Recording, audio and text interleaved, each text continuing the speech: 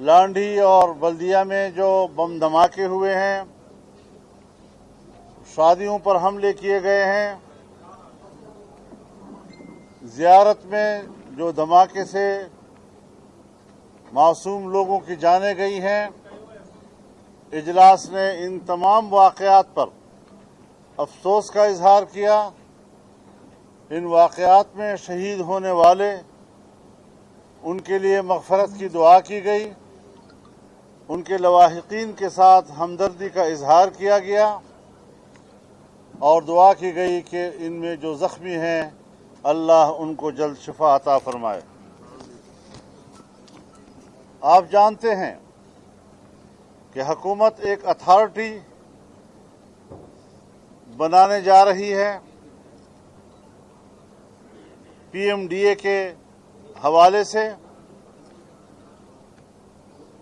इजलास ने इस अथॉरिटी को मुस्तरद किया और मीडिया की बिरादरी के साथ भरपूर यकजहती का इजहार किया और जिस तरह के इस्लामाबाद में मीडिया ने पार्लियामेंट के अंदर सदर मुमलिकत की तकरीर के दौरान एहतजाज का फैसला किया है, PDM के अरकान पार्लियामेंट मुकम्मल तौर पर उनके साथ पार्लियामेंट के अंदर अपनी भरपूर हमदर्दी का भी इजहार करेंगे और भरपूर एहतजाज भी करेंगे।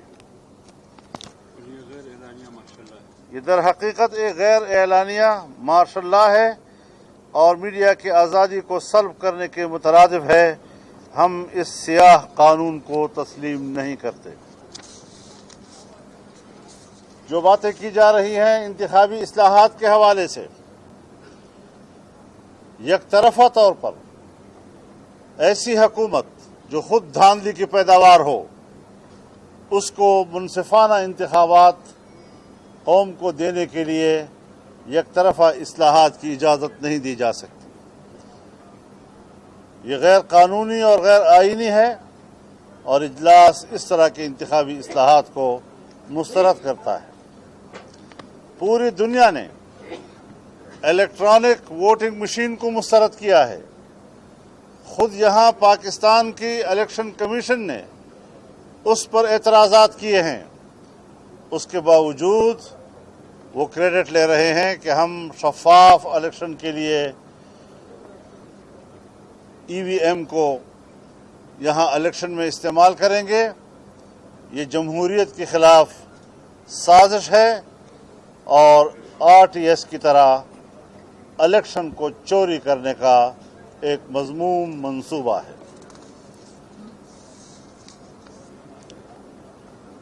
PDM ने वकला की जद्दोजहद में उनके साथ शाना बशाना एहतजाज में शरीक होने का फैसला किया है। हम पाकिस्तान में एक बावकार, काबिल और गैर जानबदार अदलिया के लिए खुद एक जद्दोजहद हैं, खुद हम उसके लिए एक नज़रिया हैं। वकला बिरादरी अगर इस हवाले से मैदान में उतरती है तो इंशाअल्लाह वो हमें अपने साथ शाना बशाना और कदम ब कदम पाएगी। हाल ही में एक अदालती फैसले के जरिए से बैक जुम्बश कलम 17,000 मुलाजिमीन को बरतरफ किया गया है, उनको मुलाजमतों से फारिग किया गया है। आप बताएं कि हर बारोजगार नौजवान के पीछे 5 से 6 घर के अफराद तो होते हैं। कितने लोगों को इस फैसले से बेरोजगारी का सामना करना पड़ेगा। इस हवाले से भी इस फैसले पर हम एहतजाज करते हैं और उन्हें कानूनी मदद भी मुहैया करेंगे और कानूनी रास्ते से उनको बहाल करने में अपना किरदार भी अदा करेंगे।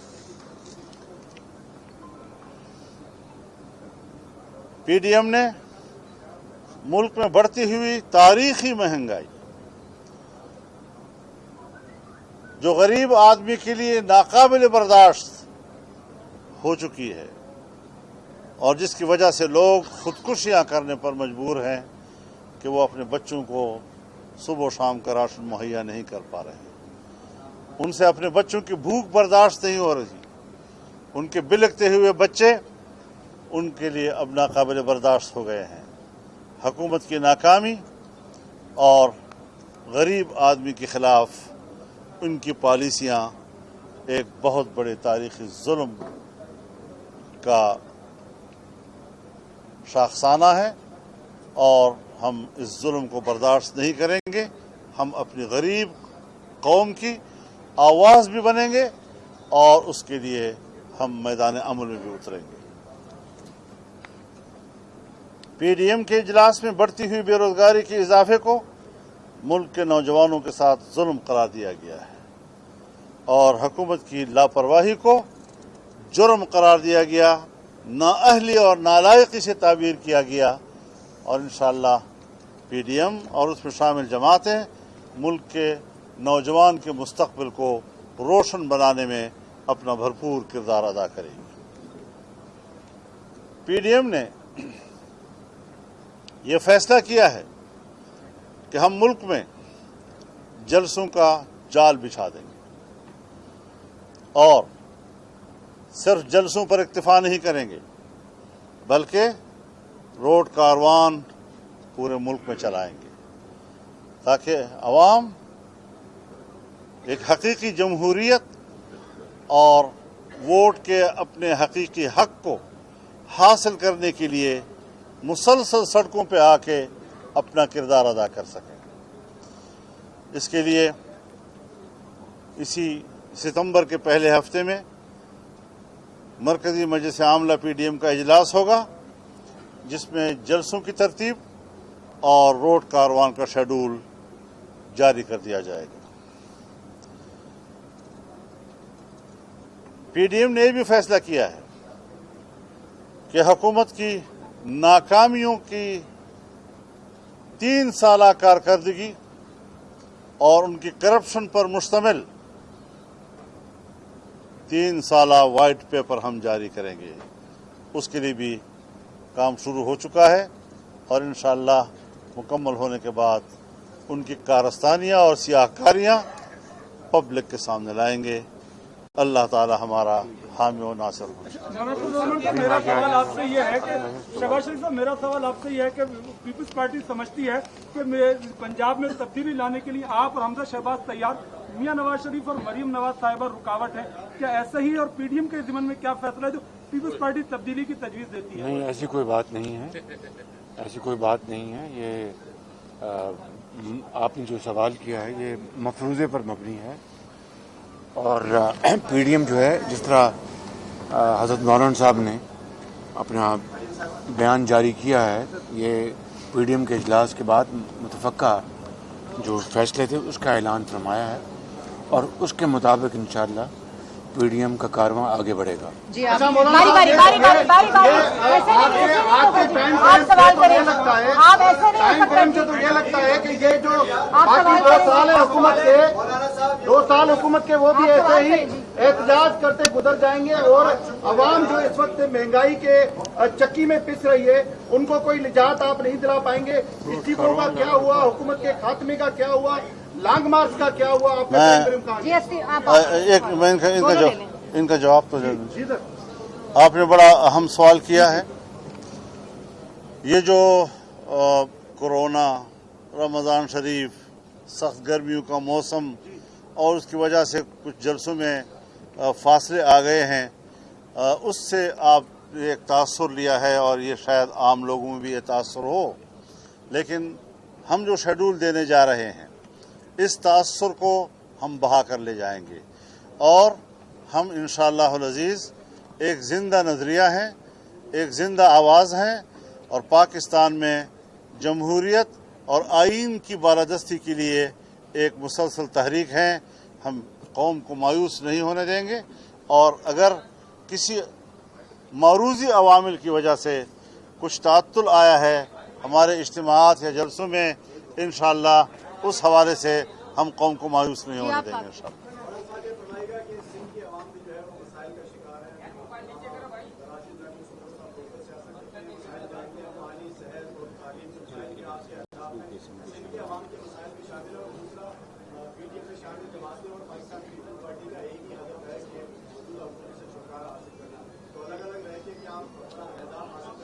دیکھیے، جہاں تک کل کا جلسہ ہے بہت بڑا تاریخی جلسہ ہوگا انشاءاللہ العزیز، اور جہاں پی ڈی ایم اس جلسے میں اپنے بنیادی منشور کو سامنے رکھتے ہوئے اس جلسے میں قوم کو اپنا پیغام دے گا، وہاں پر ہم سندھ کے حقوق پر بھی نظر رکھے ہوئے ہیں۔ بات تو سنو یار، بات تو پوری کرنے دو یار، مجھے بات پوری کرنے دیں۔ ہم اس حوالے سے سندھ کے حقوق کو بھی اس جلسے میں نظر انداز نہیں کر رہے ہیں، اس حوالے سے بھی ہائی لائٹ کیا جائے گا سندھ کے مسائل کو۔ جہاں تک بات ہے پاکستان پیپلز پارٹی کی، ہم ایک بات بڑی وضاحت سے کرنا چاہتے ہیں کہ انہوں نے اپنی پوری سنجیدگی کے ساتھ یہ کوشش کی کہ پی ڈی ایم کی پیٹھ میں چھرا گھونپ دیں، لیکن ہم ان کے خلاف کوئی محاذ نہیں کھول رہے۔ ہمارا ہدف ایک ہی ہے کہ ملک پر مسلط وفاق میں حکمران وہ تمام خرابیوں کی جڑ ہے اور اس کو ہٹا کر ہم دم لیں گے۔ اس لیے ہم پیپلز پارٹی کا محاذ جو ہے اس پر دو جنگیں نہیں لڑنا چاہتے۔ باری باری کریں، ارباب صاحب کریں۔